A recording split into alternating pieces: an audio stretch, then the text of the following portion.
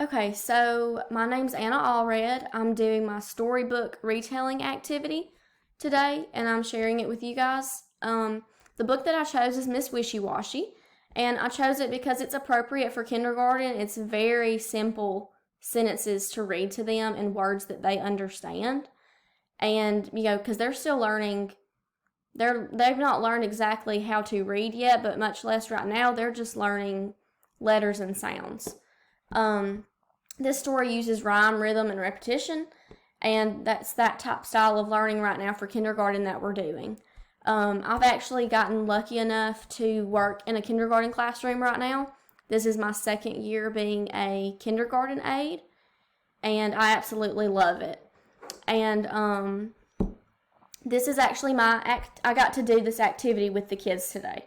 I thought it would be easier rather than pretending I have kids in front of me, so I was like, well, I'll just take it to work. So I asked the lead teacher that I work with if I could do this today, and she, of course, agreed. It didn't go quite as planned. I was wanting to grab 3 to 4 kids and bring them to the small group table and do the activity with them, but, of course, being in the classroom and what we'll all learn when we're future teachers one day is things don't always go as planned. So I only got to do the activity with 2 kids, and I pulled them one at a time. But this is my felt board. We had a felt board at work, but I didn't think about doing that at first. I actually just made one myself. It's got cardboard, and I used the felt to staple around it, and then I cut out some green and made it kind of like grass from Miss Wishy-Washy's farm to kind of make it more realistic for the kids. The characters and stuff, I printed them off and colored them myself to best match what the book shows us.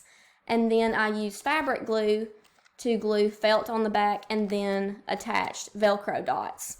And it works perfect for the kids.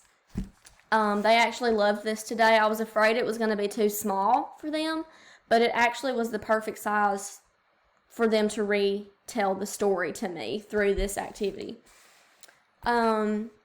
So here are some pictures from today. I started out by getting, as you can see in the first picture, I started out with the whole group, and I asked them if they were at a farm, what are some animals that they would see? And we, spent some time, kids answering those questions, naming off different type of farm animals. And then the lead teacher came in, and she worked with them on letters and sounds as a group activity. So then that's when I got a chance to pull the 2 boys that I got to work with today. And I do have the video, and if I need to attach it later, I can. But in the video, the lead teacher and the class in the background is kind of overpowering. So you can't really hear me or the student that I'm working with, what they're saying. You can in a way, but it's kind of difficult, and the class and the lead teacher is kind of distracting in the video. I feel like y'all would be focusing more on that rather than what the kid is doing. So I just took screenshots of it and attached it, like at the best moments in time of when they were doing the activity. In the second picture, you can see that he's showing me that the cow was the first animal to get dirty and jump in the mud. And then in that last picture, the 4th picture, he's showing me that Miss Wishy-Washy is actually, has her tub and her soap, and she's about to bathe the animals one by one. I thought that was very important because they noticed in the story that all of the animals did not get a bath at one time. In the first picture as the whole group, they were telling me that the cow went first, the pig went next, and then the duck went last. And so it was good that they were answering those comprehension questions that I was looking for. I asked them, besides the tub, what else did Miss Wishy-Washy use to clean the animals? And they, of course, said soap. So all of it actually went really good today. The boy in the middle, the second student, he actually shows me that Miss Wishy-Washy was giving the cow a bath. And, of course, attached there is the soap.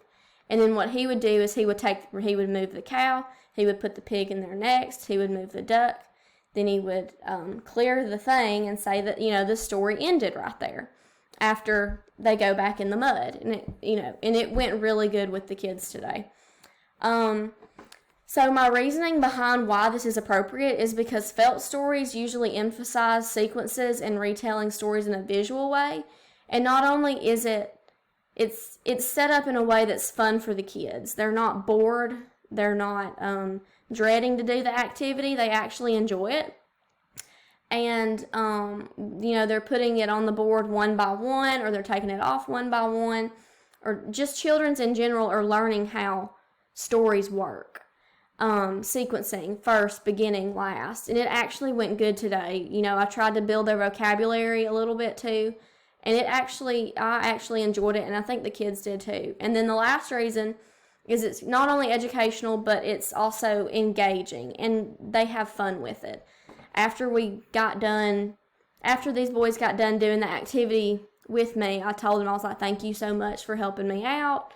This was for because they know I'm still in school. And so then I let them play with the felt board, and they did whatever they wanted with it. So I hope that you enjoyed this video, and thank y'all so much for listening.